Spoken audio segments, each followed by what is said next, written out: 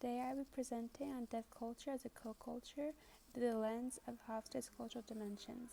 I'll explain 3 key dimensions and how they relate to deaf culture. Deaf culture is more than just the absence of hearing.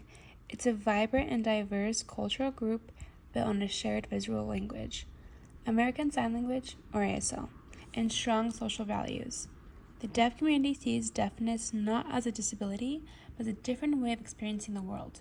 Communication is visual, identity is collective, and there's real pride in cultural heritage.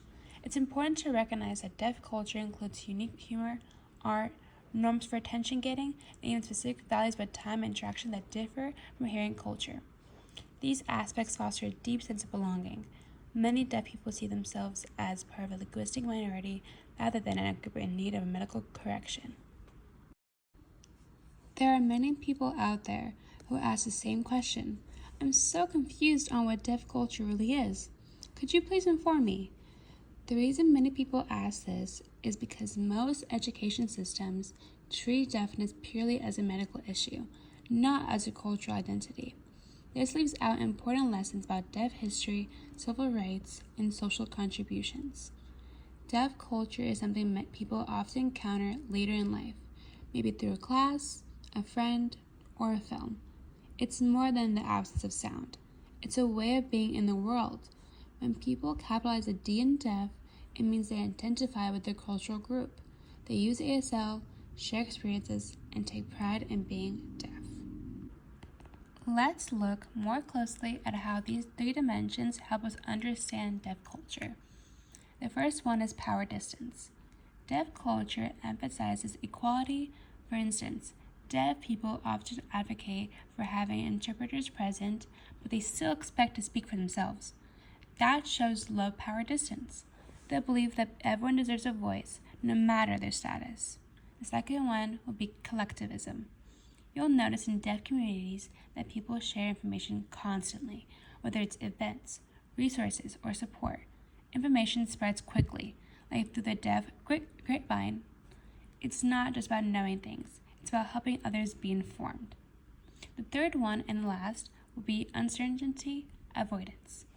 Because communication barriers can lead to misunderstandings, deaf culture leans towards structured and clear interaction.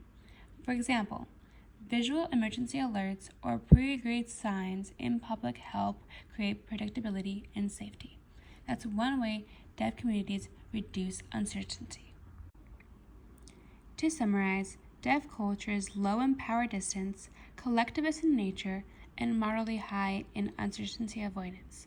These values shape how a deaf community interacts, supports each other, and navigates the world. Understanding deaf culture through these dimensions helps us not just accommodate, but include. This isn't about pity or charity, it's about recognizing the richness of a culture that values equality, clarity, and connection. The quote, "Our language is visual, our culture is visual. It's time the world sees us clearly," by deaf activist and model Niall DeMarco, captures the heart of deaf culture. When he says our language is visual, our culture is visual, he's reminding us that deaf identity isn't about what's missing. It's about a rich, complete way of experiencing the world through sight and sign. This connects directly with Hofstede's dimensions. The collectivist nature of deaf culture values shared experience and mutual understanding, and that's built visually through ASL and shared norms. The low power distance is also clear here. Niall's statement demands visibility, respect, and equal participation, not just access. And his emphasis on being seen clearly speaks to the uncertainty avoidance dimension, the need for direct visual communication that reduces misunderstanding. Understanding and embracing these values helps hearing people become better allies, not by fixing deafness, but by recognizing the strength of a visual culture that's full of pride, connection, and clarity. Thank you so much for listening. Here are the sources I used to research deaf culture and Hofstede's dimensions. Have a great day, and thank you.